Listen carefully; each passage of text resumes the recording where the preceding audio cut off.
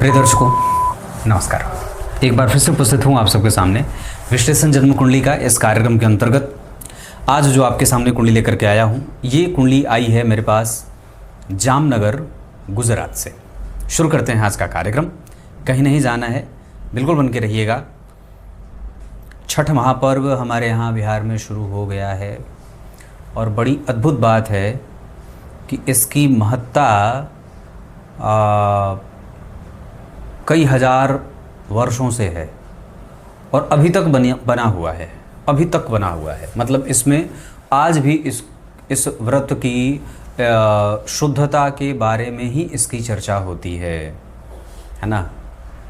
इस व्रत की शुद्धता के ही बारे में इसकी चर्चा होती है। इतनी शुद्धता की बात होती है कि आप जिस रास्ते से फल लेके आ रहे हैं, बाकी किसी त्यौहार में चलो सामान्य बात है कि फल धो दिया जाता है, पर यहाँ पे आपको हर एक चीज़ नया, शुद्ध और बिल्कुल शुद्ध से भी ज़्यादा शुद्धतम की कसौटी पे खरा उतरना चाहिए। एक जरा भी गंध नहीं, एक जरा भी दुर्गंध नहीं, एक जरा सा भी कहीं कोई अशुद्धि का दोष नहीं लगना चाहिए। होते तो ये वस्तुतः सूर्य नारायण ही हैं, पर छठी मैया के नाम से इन्हें हम लोग जानते हैं, है ना। बड़ी विशाल पर्व और ये बड़ा अद्भुत त्यौहार, मर्म को जानने वाला, धर्म की सच्ची निष्ठा प्रकट करने वाला और धर्म में सच्ची निष्ठा प्रकट करने वाला ये त्यौहार, ये व्रत है। 4 दिनों का वस्तुतः ये त्यौहार होता है, जिसमें एक दिन आपको निराहार बिना जल के रहा जाता है और अगले दिन की जो व्रत की स्थिति है टूटता है। कब ये व्रत? जब आप अगले दिन को उदयमान सूर्य को अर्घ्य देते हैं और सीने भर जल में, घुटने भर जल में, कम से कम तो घुटना भर जल होना ही चाहिए, उसमें भगवान सूर्य को अर्घ्य दिया जाता है।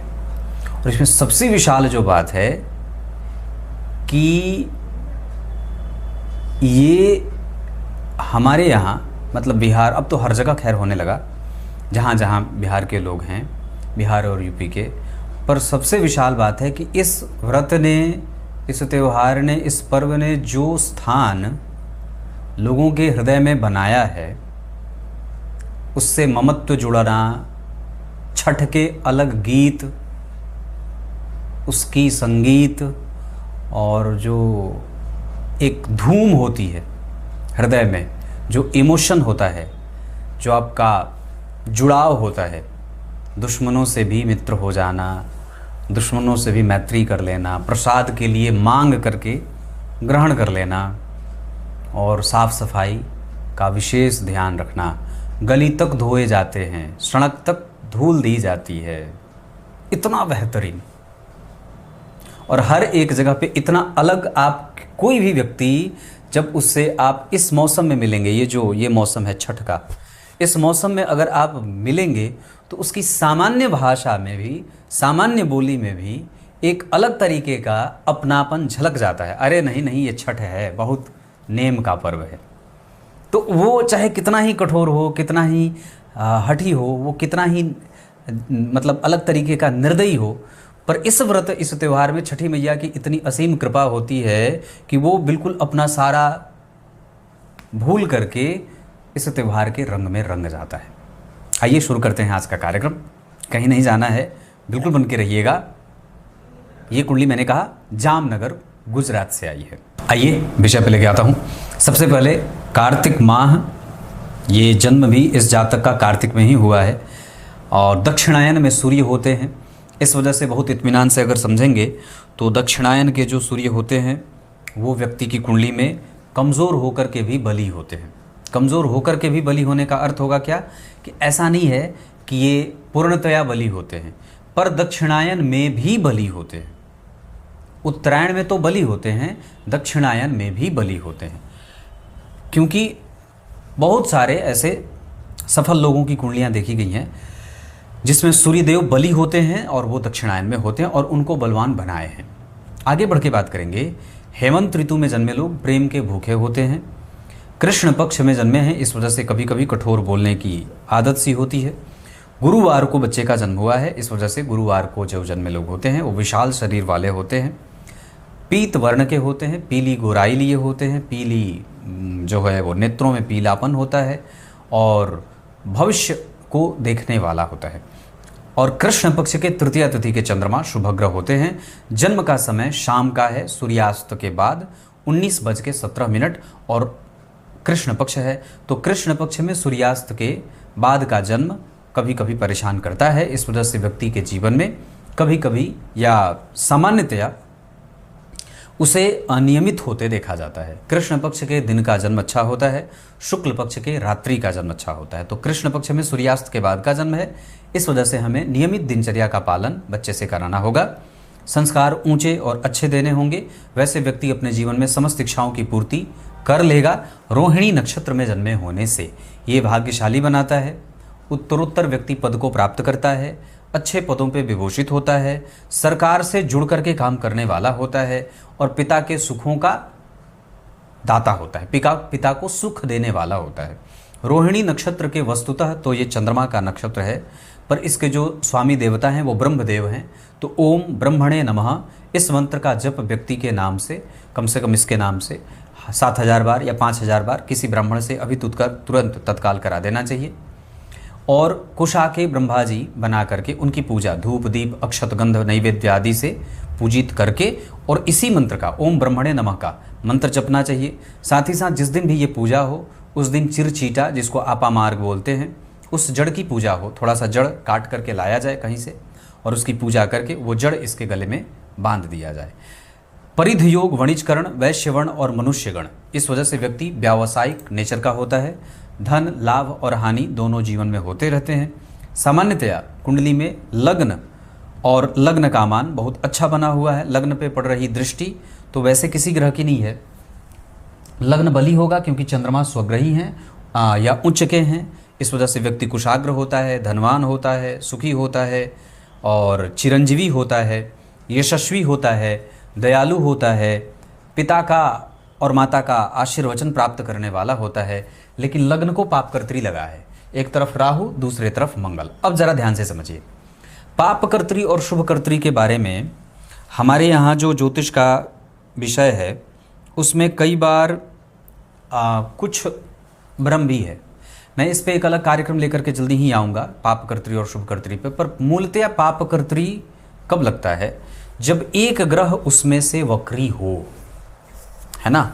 अगर मान लीजिए जैसे यहाँ पे मैंने मंगल और राहु को बताया कि पापकर्त्री लगा है, तो ये भीषण पापकर्त्री कब लगेगा? तब ये पापकर्त्री कब कहा जाएगा? जब इन दोनों ग्रहों में से कोई एक ग्रह वक्री हो, तब ये उस भाव को पापकर्त्री में लेके जाएंगे।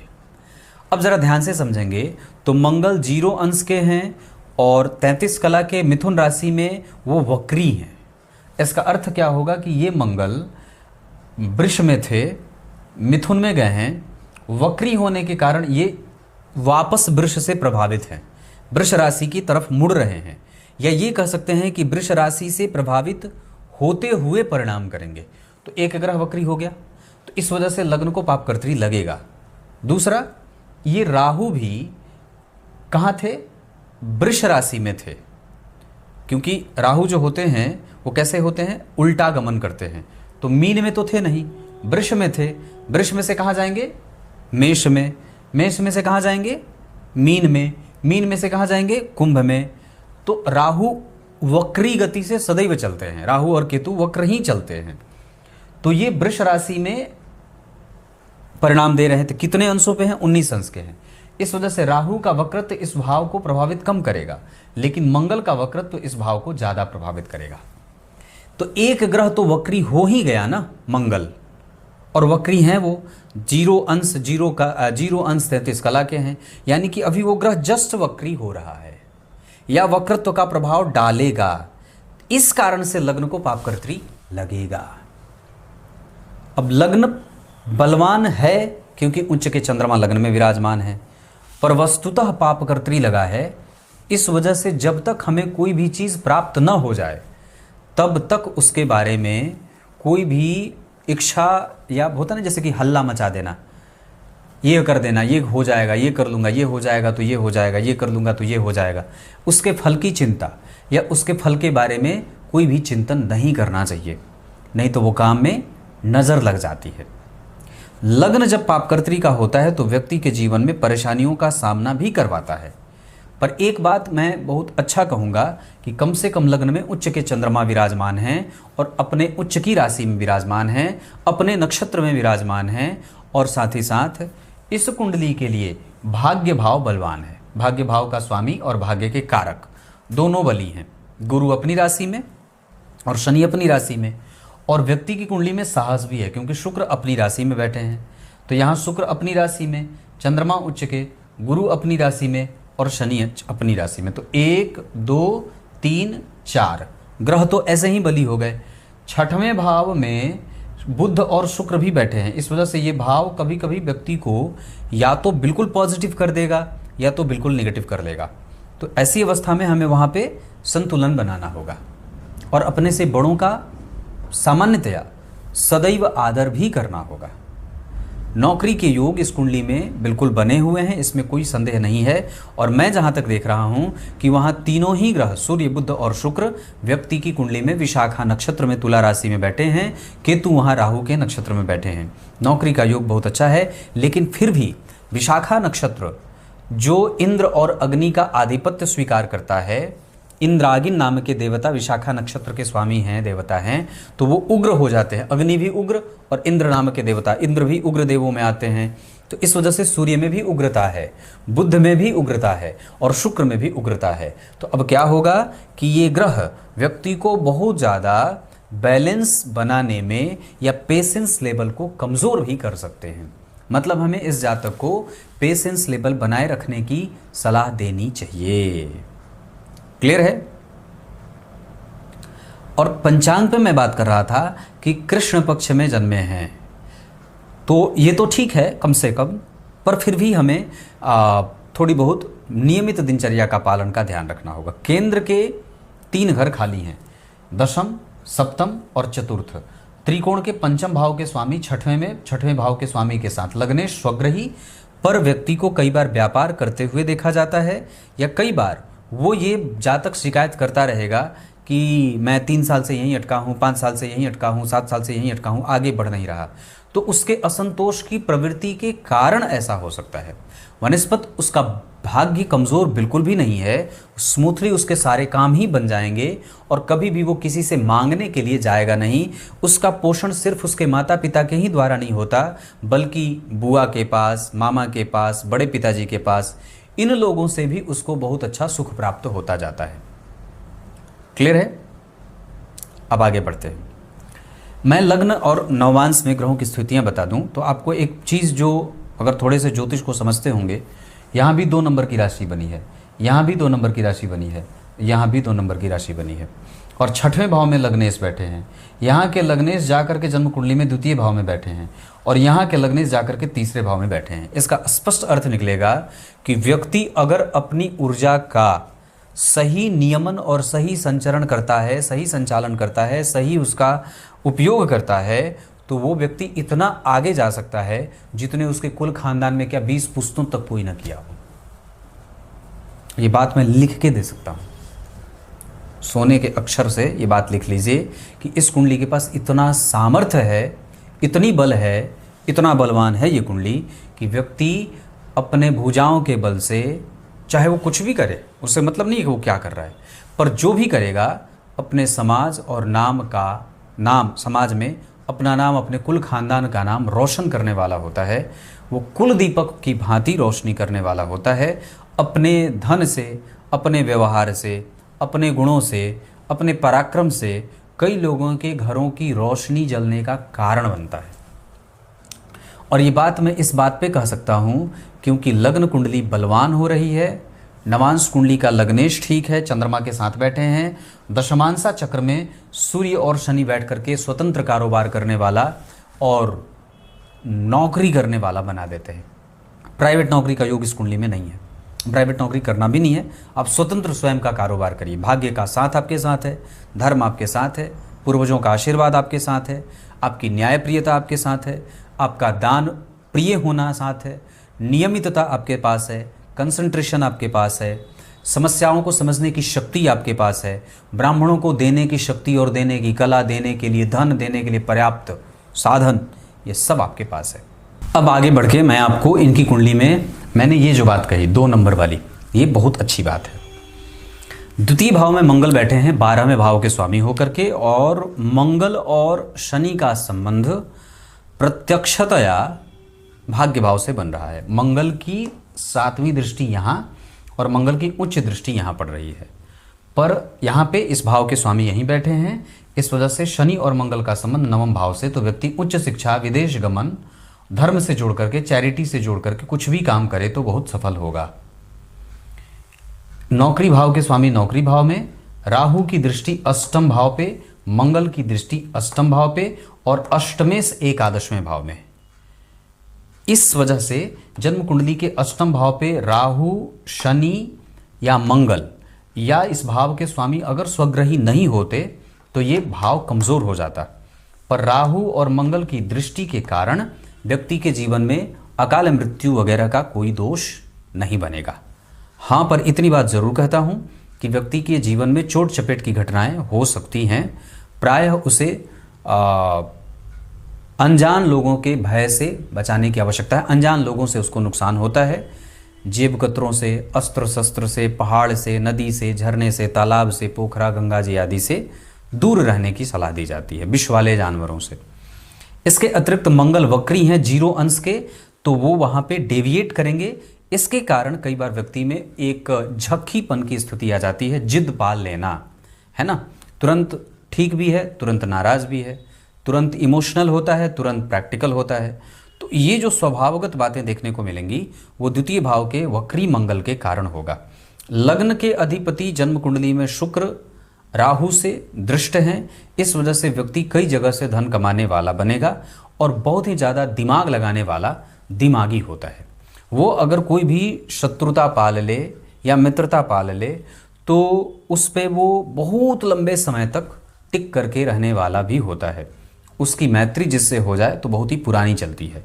और धनु राशि धनु लग्न, कर्क राशि कर्क लग्न, मेष राशि मेष लग्न के जातकों से व्यक्ति को शत्रुता कभी भी नहीं करनी चाहिए, जबकि कन्या और मकर के लोगों से मैत्री बहुत अच्छी होगी। नौकरी वगैरह के योग इस कुंडली में ज़्यादा अच्छे हैं। पिता का सुख इस कुंडली में बहुत अच्छा है। माता, बड़े भाई, छोटे भाई, इन सब का सुख इस कुंडली में बहुत अच्छा है।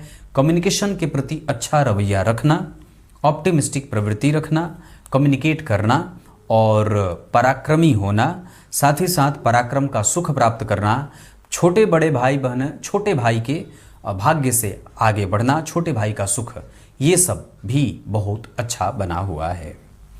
नवमांश चक्र में भी वृष राशि के कुंडली बनती है। वृष राशि के अधिपति सूर्य, शुक्र, चंद्रमा लग्न में, सूर्य बुध बलवान, गुरु शनि के साथ न्याय प्रियता, दशम भाव बलवान है। राहु का प्रभाव जन्म कुंडली में मूल त्रिकोणस्थ हो रहा है। बुध लग्न में बैठ रहे हैं। मंगल यहाँ व्यक्ति की कुंडली में दाम्पत्य का सुख दे रहे हैं। गुरु केंद्र में बैठे हैं। ये इस वजह से जो स्थिति नवमांश चक्र की भी बनी हुई है उसके आधार पर वहाँ पे सूर्य, बुध, चंद्रमा और शुक्र कभी कभी कंफ्यूज करेंगे। इस वजह से पत्नी थोड़ी खर्च करने वाली होती हैं लेकिन सुंदर आती हैं। न्यायप्रिय, लॉ के क्षेत्र से काम करने वाली ऐसी पत्नी। इसके साथ साथ सुख के साथ न्याय करना, मतलब गलत को गलत और सही को सही बताने वाली पत्नी आती हैं। पंचम भाव पे राहु का प्रभाव, पंचमेश बुध मंगल से प्रभावित हैं। इस वजह से संतान में कभी कभी दिक्कत हो सकती है। वैसे एक बात और मैं बता दूं तो नवमांश चक्र के आधार पर जो बात समझ में आ रही है उसके आधार पर व्यक्ति अपने करियर को सही दिशा देता है और उसमें सफल होते भी देखा जाता है। बैंकिंग और फिनांस के क्षेत्र में, प्रोफेसर और बैंकिंग के क्षेत्र में, पढ़ाने आदि के क्षेत्र में भी व्यक्ति सफल होते देखा गया है। सुंदर दाम्पत्य, श्रेष्ठ बुद्धिमता, अच्छी दार्शनिकता और माता पिता की सेवा करने वाली पत्नी प्राप्त होती है। दशमांशा चक्र में व्यक्ति मेहनत करेगा, सफल होगा और अपने बुद्धि, अपने बल के आधार पे कहीं ना कहीं से शुद्ध इनकम जनरेट कर ही लेगा, क्योंकि अष्टम भाव के स्वामी अष्टम भाव में बैठे हैं। लग्न में सूर्य और शनि के बैठने के कारण व्यक्ति का इच्छा प्रभाव ऐसा रहेगा, व्यक्ति की इच्छा ऐसी रहेगी कि वो स्वतंत्र कारोबार करे, अपने बल पे वो काम करना चाहता है, किसी के भरोसे वो कोई भी काम शुरू नहीं करता है। साथ ही साथ वो पराक्रम को लेकर के, अपने दृष्टिकोण को लेकर के, अपने कारोबार को जो कारोबार के प्रति उसका जो दृष्टिकोण होता है वो काफ़ी उदार और बहुत ही ज़्यादा बेहतर होता है। एक बात और होगा कि जो डिप्लोमेसी होती है वो बड़ी ही सॉफ्ट होती है। वो व्यक्ति कारोबार में सफल होना चाहता है, नौकरी में आगे बढ़ना चाहता है, बिजनेस में आगे बढ़ना चाहता है, पर इसका अर्थ ये कभी भी नहीं होगा कि वो किसी का नुकसान पहुंचा करके स्वयं के सफलता के मार्गों को तय करे। ऐसा नहीं होगा। नवमांश चक्र में और दशमांशा चक्र में जो ग्रहों की स्थिति बनी है उसके आधार पर व्यक्ति का दाम्पत्य ठीक है, इमोशनल हो रहा है और इमोशन का संबंध भी बहुत अच्छा दिख रहा है। दाम्पत्य की ऊंचाइयां बहुत अच्छी दिख रही हैं। सप्तम भाव का प्रभाव भी बहुत अच्छा बना हुआ है। प्रेम विवाह के योग भी बन रहे हैं। ऐसी स्थिति इस कुंडली में बन रही है। इसके अतिरिक्त अगर मैं बात कर दूं तो व्यक्ति का दाम्पत्य, कारोबार या प्रेम विवाह या जो भी जिससे भी विवाह हो वो कामकाजी महिला होंगी। विवाह अगर करना होगा तो तुला राशि तुला लग्न, वृष राशि वृष लग्न और मकर राशि मकर लग्न की जातिकाओं से विवाह किया जाए। इस कुंडली में शनि की दशा, गुरु की दशा, चंद्रमा की दशा के साथ सूर्य और बुध के साथ शुक्र की दशा लगभग सामान्यतया जातक के जीवन को आगे बढ़ाने वाली और सफलता प्रदान करने वाली होंगी। इसके अतिरिक्त अगर मैं नक्षत्रों की बात कर दूं तो गुरु का जो प्रभाव बना हुआ है उसके आधार पर उनमें न्यायप्रियता आ रही है, जबकि शनि का जो प्रभाव बना हुआ है इसके आधार पर व्यक्ति की महत्वाकांक्षा, आगे बढ़ने का प्रभाव, रासायनिक चीज़ों में दिलचस्पी, तकनीक को समझने की बुद्धि और क्रिएटिव मानसिकता का होता है।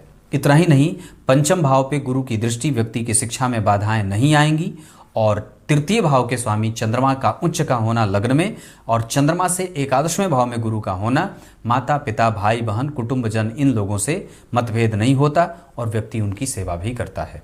द्वितीय भाव में सप्तम भाव के स्वामी मंगल के बैठने के कारण यहाँ कुछ ग्रहों के आधार पे, कुछ शास्त्रों के आधार पे मंगल दोष भी बनेगा, परंतु वहाँ मंगल का सप्तमेश होकर के द्वितीय भाव में बैठना विवाह करने से पहले बहुत ही अच्छे तरीके से कुंडली मिला लेनी चाहिए, नहीं तो विवाह होने में कई बार दिक्कत होती है। विवाह टूटने के भी योग बनते हैं। लग्न कुंडली में बन रहा है, नवांश में नहीं बन रहा है।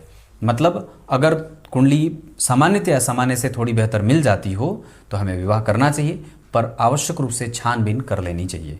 पैतृक संपत्ति और निर्णय ये दोनों गड़बड़ हो सकते हैं। पैतृक संपत्ति में मतभेद ना हो इसका ध्यान देना होगा। साथ ही साथ निर्णय गलत ना हो, गलत मैत्री में ना जाए और कोर्ट केस कचहरी के मामले किसी को धन दे करके निकालने में दिक्कत होगी। इस वजह से धन का लेन देन सामान्यतया सामान्य ही किया जाना चाहिए। क्लियर है। अभी तो आपकी कुंडली में मंगल की दशा आएगी जो सप्तमेश और 12वें भाव के स्वामी होकर के द्वितीय भाव में बैठे हैं। द्वितीय भाव का स्वामी भी जन्म कुंडली में अस्त हो रहा है। इस वजह से मंगल की दशा में महामृत्युंजय जप आदि करवा लेना चाहिए। बजरंगबली के हनुमान चालीसा का पाठ वगैरह करवा देना चाहिए। चंद्रमा का रत्न मोती और एक चांदी का चंद्रमा गले में धारण करना चाहिए। इसके अतिरिक्त चिरचीटे की जड़ को गले में भी धारण किया जा सकता है। इस जातक से चूंकि मैं जो समझ रहा हूं उसके आधार पर सरसों तेल का दान, गौ सेवा, अपने वास्तु देवता की पूजा, वास्तुदेव की पूजा या अपने घर परिवार में जो जहाँ पे आप रहते हैं, जहाँ निवास करते हैं, उस घर की साफ सफाई रंग रोगन का काम स्वयं से करना चाहिए। नौकरी पहले कोशिश करनी चाहिए कि लग जाए। लाभ के योग बहुत अच्छे बने हैं। इतनी सारी चीज़ें हैं। शनि की दशा में धर्म का काम, बुध की दशा में पढ़ाई और गुरु की दशा में पढ़ाई, गुरु की दशा में लाभ, नौकरी, बड़ा भाई छोटा भाई। इसके साथ चंद्रमा की दशा में विवाह, मंगल की दशा में व्यापार और मंगल की दशा में दाम्पत्य में कमजोरी आ सकती है। इस वजह से हमें वहाँ सावधान होना होगा। चंद्रमा वृष राशि में बैठे हैं और यहाँ पे बैठ रहे हैं मिथुन में। इस वजह से चंद्रमा की दशा में कई बार धन हानि होती है। सूर्य जन्म कुंडली में तुला में बैठे हैं और यहाँ पे सूर्य बैठ रहे हैं वृष में। इसका अर्थ होगा कि यहाँ भी सूर्य की दशा में रोग से संबंधित समस्या व्यक्ति को परेशान कर सकती है। इरिटेशन होता है, नेत्रों से संबंधित समस्या होती है, पित्त बढ़ जाने का खतरा होता है। मंगल जन्म कुंडली में मिथुन राशि में बैठे हैं और यहाँ पे मंगल बैठे हैं जन्म कुंडली में कहाँ, तुला राशि में। इसका अर्थ होगा कि मंगल की दशा में कम से कम व्यक्ति अपने मारक प्रभावों से जीत जाएगा और अगर उसका हम समाधान कर लेते हैं तो मंगल मारक साबित नहीं होंगे। द्वितीय भाव में मंगल के होने से कई बार अस्त्र शस्त्र, एक्सीडेंट वगैरह में व्यक्ति को नुकसान होता है। वैसे मृत्यु का कोई खतरा या जीवन का कोई खतरा नहीं होता। एक बात और कहूँगा तो मंगल की दशा में हमें विशेषतया अपने पैतृक संपत्ति, पत्नी के साथ संबंध और अपने यात्रा पे विशेष ध्यान रखना चाहिए। अभी मंगल की दशा तक व्यक्ति को बहुत ऊंची और लंबी यात्रा नहीं करानी चाहिए। बुध का प्रभाव आपकी कुंडली में तुला में बैठे हैं और यहाँ पे बुध बैठ रहे हैं वृष में। इसका अर्थ होगा कि बुध की दशा में वात, पित्त, कफ आदि की समस्या न हो, इसका ध्यान रखना होगा। साथ ही साथ बुध की दशा में पेट और स्वास्थ्य से संबंधित, पेट से संबंधित समस्या न हो और वात से संबंधित समस्या न हो। पेट पाचन तंत्र में गड़बड़ी हो सकती है। गुरु यहाँ मीन राशि में बैठे हैं, अपनी राशि में बलवान होकर के, यहाँ पे मित्र की राशि में। इस वजह से गुरु की दशा ठीक जाएगी, पर फिर भी थोड़े बहुत कफ से संबंधित समस्या गुरु की दशा में हो सकती है। अंतर प्रत्यंतर में भी की बात करता हूँ।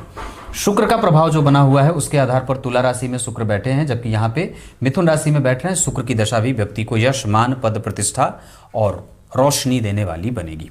जबकि शनि की दशा यहाँ पे कुंभ राशि, मकर राशि में बैठे हैं और यहाँ पे शनिदेव सिंह राशि में बैठे हैं। शनि की दशा में व्यक्ति का आलस्य, शनि की दशा में व्यक्ति को कई बार छोटी मोटी घटनाएं या ऑब्स्टिकल जीवन में बने रहने का योग बना हुआ है। वैसे वृष लग्न की कुंडली के लिए शनिदेव सबसे ज़्यादा अच्छे ग्रह के रूप में जाने जाते हैं। यहाँ तक मैंने आपसे इतनी बात बताई।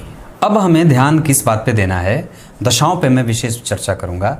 मंगल की दशा में हमें गलत निर्णय लेने से बचना होगा और मंगल की दशा में हमें यात्रा से सावधानी होगी। अंतर प्रत्यंतर में भी बात कर रहा हूँ। राहु की दशा में अपने नेत्र और अपने पाचन तंत्र का ध्यान रखना होगा। साथ ही साथ राहु की दशा में नौकरी पे कोई बाधा ना आए, इसका ध्यान रखना होगा। राहु की दशा में माता पिता के स्वास्थ्य से संबंधित चिंताएं परेशान करेंगी। उसी राहु की दशा में कई बार मन भटकेगा काम से और व्यापार करने की तरफ जाएगा। साथ ही साथ चंद्रमा की दशा में व्यक्ति धन प्राप्त करता है, मेहनत करके भी धन कमाएगा, मेहनत का परिणाम भी मिलता है। छोटे बड़े भाई बहनों से सहयोग प्राप्त होता है, इच्छाओं की पूर्ति होती है, धन संचय भी होता है। उसी चंद्रमा की दशा में व्यक्ति का पराक्रम जगमग होता है और उसके पराक्रम का परिणाम भी मिलता है। मंगल की दशा पे मैंने चर्चा की, राहु पे चर्चा की। बुध की दशा जो चलेगी, उस बुध की दशा में व्यक्ति के अंदर दानशीलता के गुण बढ़ जाएंगे, वो दान देने की तरफ बढ़ेगा। बुध की दशा में व्यक्तित्व का विकास होगा, संतान की प्राप्ति होगी, पत्नी से प्रेम बढ़ेगा। उसी बुध की दशा में व्यक्ति खूब सारा धन इकट्ठा करेगा और अपने बुद्धि और तर्क के बल पे धन और व्यापार को आगे बढ़ाएगा। जबकि गुरु की दशा में इच्छा की पूर्ति होते देख रहा हूँ। धन, मान, पद, प्रतिष्ठा की वृद्धि होगी, सुख सौख्य की वृद्धि होगी। धन की गुरु की दशा में न्याय प्रियता बढ़ेगी। उसी गुरु की दशा में व्यक्ति का कंसंट्रेशन आगे बढ़ेगा, व्यय पे नियंत्रण होगा, जिम्मेदारियों से मुक्ति पाएगा। और उसी गुरु की दशा में व्यक्ति अपने जीवन में आने वाली परेशानियों का संपूर्ण समाधान भी अपने ज्ञान के बल पे निकाल लेगा। गुरु की दशा में व्यक्ति का मन शांत रहता है, चित्त स्थिर रहता है और व्यक्ति वास्तविक समस्या पे अपनी वास्तविक जो है वो एनर्जी भी देता है। शुक्र की दशा में नौकरी के योग बनेंगे। शुक्र की दशा में पत्नी से निकटता बढ़ेगी। उसी शुक्र की दशा में व्यक्ति का प्रभाव बढ़ेगा, मेहनत के प्रति सकारात्मक रवैया बढ़ेगा। उसी शुक्र की दशा में व्यक्ति अपने रुके हुए पैसे को प्राप्त करेगा। अचानक से धन की प्राप्ति भी होती है और दृष्टिकोण उदार और झगड़ा करने वाला मिट जाता है। व्यक्ति वहाँ पे बैलेंस करना चाहता है, साधुता बरतने लगता है। शनि की दशा में प्रैक्टिकलिज्म बढ़ेगा, यात्रा बढ़ेगी, उच्च शिक्षा बढ़ेगा, विदेशी संपर्क बढ़ेगा, न्यायप्रियता बढ़ेगी, लाभ बढ़ेगा, धन की खरीद बिक्री में फायदा होगा, चरित्र का सुख बढ़ेगा। इसके साथ प्रमोशन के योग बनेंगे। उसी शनि की दशा में व्यक्ति ट्रांसफर वगैरह के योग में भी जाता है, स्थान परिवर्तन के योग भी बनेंगे। उसी शनि की दशा में व्यक्ति के कर्म क्षेत्र में उसके भाग्य का बल भी बढ़ेगा और वो अपने काम पे फोकस भी करेगा। जबकि राहु की दशा में मैंने बात की, कोर्ट केस कचहरी न्यायालय आदि से नुकसान होता है। क्लियर है? नक्षत्र के आधार पे रोहिणी, आश्लेषा तो नहीं कहूँगा, मृगशिरा कहूँगा, विशाखा नहीं कहूँगा, स्वाति कहूँगा, उत्तरा, भाद्रपद, आर्द्रा, पुनर्वसु, पुष्य, आश्लेषा भी कुछ हद तक ठीक है। वैसे रोहिणी और कृतिका, कुछ भी काम करना हो भवन भूमि से संबंधित तो सूर्य और कृतिका नक्षत्र में उसकी शुरुआत की जा सकती है। साथ ही साथ हमें संतति से संबंधित कोई भी काम करना हो तो हस्त नक्षत्र और बुध की दशा का इस्तेमाल कर सकते हैं। ट्रांसफ़र लेना हो, नौकरी बदलनी हो, जगह परिवर्तन करना हो तो गुरु और केतु की दशा के साथ पूर्वा फाल्गुनी नक्षत्र में काम किया जा सकता है। धन का लेन देन इस कुंडली में नहीं करना चाहिए। आपकी कुंडली में अवयोग लगा है, लग्नेश का 6वें भाव में, पर स्वग्रही हैं और शुभ ग्रह हैं, इस वजह से अवयोग की मान्यता समाप्त हो जाएगी। 1 ग्रह स्वग्रही, 2 ग्रह स्वग्रही, 3 ग्रह स्वग्रही और चंद्रमा उच्च के वर्गोत्तम लग्न की कुंडली, ये बात मैं आपको 1000% कह देता हूं, ये बहुत अच्छी कुंडली साबित होगी। आनंद है परमात्मा का बड़ा आशीर्वाद।